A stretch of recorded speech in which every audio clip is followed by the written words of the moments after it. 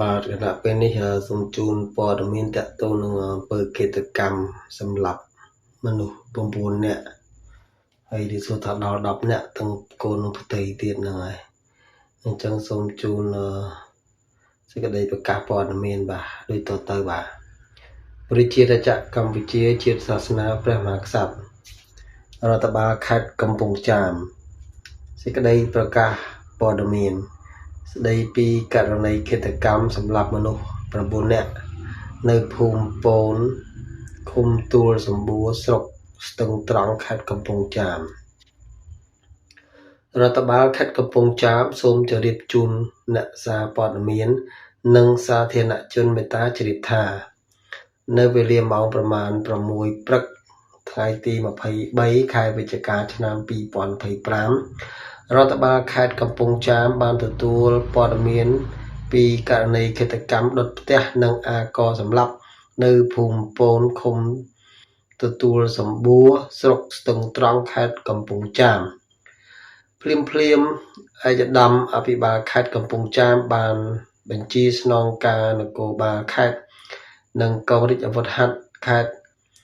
ក្រោមការដឹកនាំសម្របសម្រួលពីតំណាងអัยការអមសាលាដំបងខេត្តធ្វើការចោះពិនិត្យស្រាវជ្រាវអំពីមូលហេតុនិងវេកមុខជនល្មើសទទួលបានលទ្ធផលដូចខាងក្រោម 1. ហេតុការណ៍ឃាតកម្មដុតផ្ទះនិងអាកសម្លាប់ខាងលើនេះកើតឡើងនៅវេលាម៉ោង 5:30 នាទីព្រឹកថ្ងៃទី23ខែវិច្ឆិកាឆ្នាំ2025ពលគឺប្រមាណ30នាទីមុនសមត្ថកិច្ចទទួលបានព័ត៌មានទីតាំងផ្ទះកើតហេតុគឺស្ថិតក្នុងដីចំការដាច់ស្រយាល 2. ឃាតកម្មដុតផ្ទះនិងអាកសម្លាប់នេះបានបណ្ដាលឲ្យមនុស្ស9នាក់បាត់បង់ជីវិតក្នុងនោះ8នាក់បាត់បង់ជីវិតក្នុងភ្នក់ភ្លើងផ្ទះឆេះនិងម្នាក់ទៀតត្រូវបានអាកសម្លាប់នៅចម្ងាយប្រហែល100ម៉ែត្រពីទីតាំង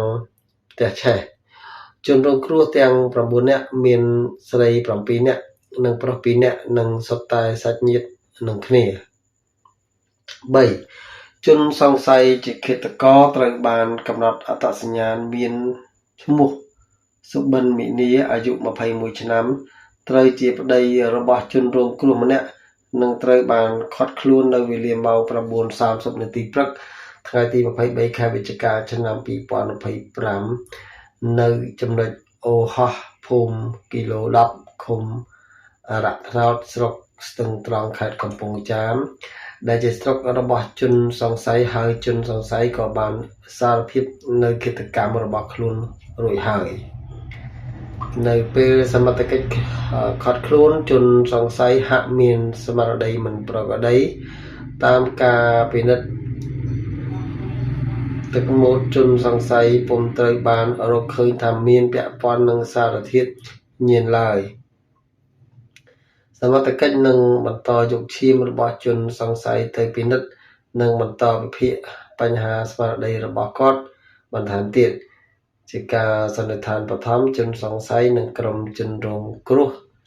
គឺជាសាច់ញាតិនឹងគ្នាដូច្នេះបញ្ហាឃាតកម្មនេះគឺជាបញ្ហាផ្ទៃក្នុងគ្រួសារចំពោះមូលហេតុដែលនាំទៅដល់ការបង្កើតឲ្យមានឃាតកម្មនេះគឺជនសង្ស័យបានសារភាពថាខ្លួនមានការគុំគួនប្រពន្ធដែលតែងតែមានចំនួនគ្នាជាប្រចាំរហូតដល់ខ្លួនបានសម្រេចចិត្តសម្លាប់ម្ដាយក្មេកប្រពន្ធប្អូនថ្លៃនិងក្មួយសរុបទាំងអស់9នាក់រដ្ឋបាលខេត្តកំពង់ចាមសូមចូលរួមសោកស្ដាយចំពោះសោកនាដកម្មដែលបានកើតឡើងយ៉ាងសាហាវយង់ក្នុងលើក្រុមគ្រួសារជនរងគ្រោះនិងសូមថ្កោលទោសយ៉ាងដាច់អហិង្ការព្រមទាំងសូមស្នើឲ្យសមត្ថកិច្ចអនុវត្តទោសយ៉ាងតឹងរ៉ឹងចំពោះជនល្មើសអាស្រ័យហេតុនេះសូមអ្នកសារព័ត៌មាននិងសាធារណជនមេត្តាជ្រាបជាព័ត៌មានថ្ងៃអាទិត្យទី3ខែមករា3កើតខែមករាឆ្នាំម្សាញ់